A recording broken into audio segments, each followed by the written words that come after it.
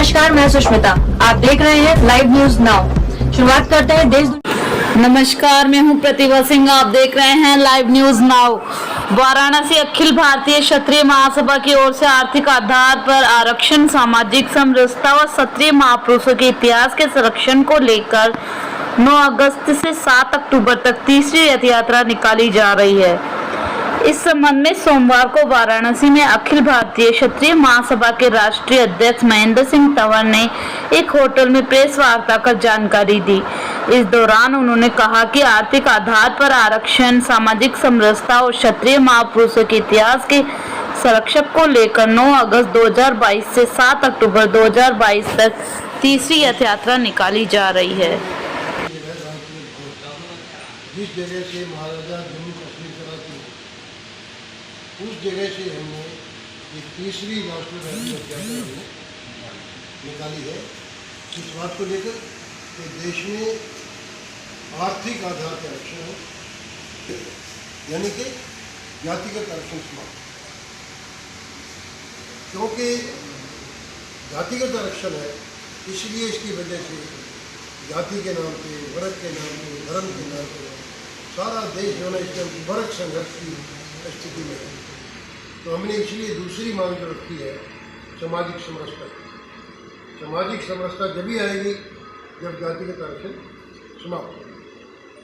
देश में जितने हमारे महान पुरुष हैं उन सभी के इतिहास का संरक्षण किया गया, क्योंकि कुछ जैसे गुज्जर है, वो गुज्जर महाराणा प्रताप, गुज्जर मिहिर भोज, गुज्जर रमेन पाल प्रतिमाएं बना रहे हैं, उनके नाम पर कार्यक्रम कर रहे हैं।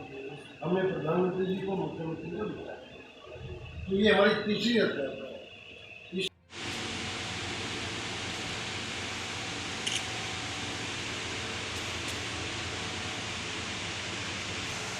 आपका परिचय क्या है, क्या नाम है आपका? महेंद्र सिंह तंवर, कहाँ के रहने वाले हैं? राष्ट्रीय अध्यक्ष अखिल भारतीय क्षत्रिय महासभा। ये जो तीसरी रथ यात्रा आप लोग के द्वारा निकाली गई है, इसका उद्देश्य क्या है? 9 अगस्त 2022 को जी अखिल भारतीय क्षत्रिय महासभा, जो कि 125 वर्ष पुरानी जी ऐतिहासिक संस्था है, जी जम्मू के ऐतिहासिक जगह से, ऐतिहासिक दिन जहाँ से जम्मू कश्मीर के राजा का राज तिलक होता था, उसी जगह से तीसरी रथ यात्रा देश में आर्थिक आधार पर आरक्षण को लागू करवाने के लिए, जातिगत आरक्षण को समाप्त करने के लिए, देश की सभी जातियों के, चाहे वो आरक्षित जातियाँ हैं चाहे अनारक्षित जातियाँ, सभी जातियों के गरीब लोगों के लिए आर्थिक आधार पर आरक्षण को लागू करने के लिए ये रथ यात्रा निकाली है। और इसके साथ जो दूसरा हमारा मुद्दा है, जाति का आरक्षण समाप्त हो, ये तो है।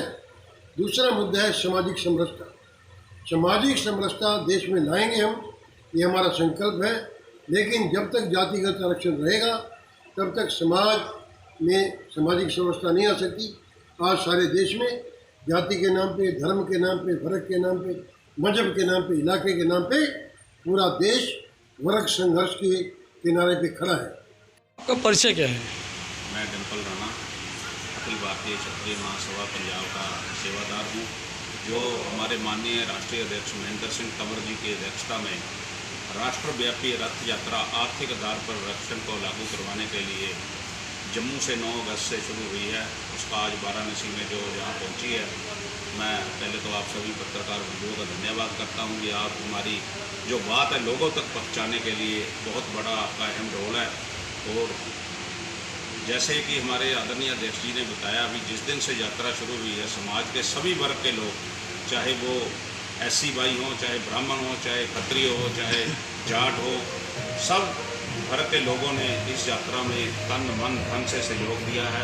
और आज जो समय की मांग है कि आज जो हमारी युवा पीढ़ी है, जो बच्चे बच्चियां पढ़ लिख के जिनको दाखिले नहीं मिल रहे, जिनको नौकरियां नहीं मिल रही है, बहुत बड़ा जो आज के टाइम में हिंदुस्तान में एक एटम बम बना हुआ है, उसकी जो आवाज़ है महेंद्र सिंह तंवर जी और इनके जो साथी हैं, जो 50 दिन से पूरे देश का भ्रमण कर रहे हैं। और मैं माननीय प्रधानमंत्री मोदी जी और राष्ट्रपति जी से जो 7 तारीख को 7 अक्टूबर को हमारी यात्रा की जो दिल्ली में समाप्ति है, उसमें मांग पत्र भी देंगे। और जब हिंदुस्तान, जो कि एक सोने की चिड़िया कहा जाता है, जिसमें सभी जाति सभी धर्मों के लोग रहते हैं, और जब से देश आज़ाद हुआ है, किसी भी वर्ग के जो लोग हैं, जो समाज के लोग हैं, उनका बराबर का योगदान है। तो फिर जो जात पात के बंदरों में हम डाल के जो है अपने देश को आर्थिक आधार पे कमज़ोर कर रहे हैं। जब कभी कोई साथी बीमार होता है, जब उसको ब्लड चढ़ता है, तो क्या कोई डॉक्टर पूछता है कि तुम किस जात से हो, किस धर्म से हो?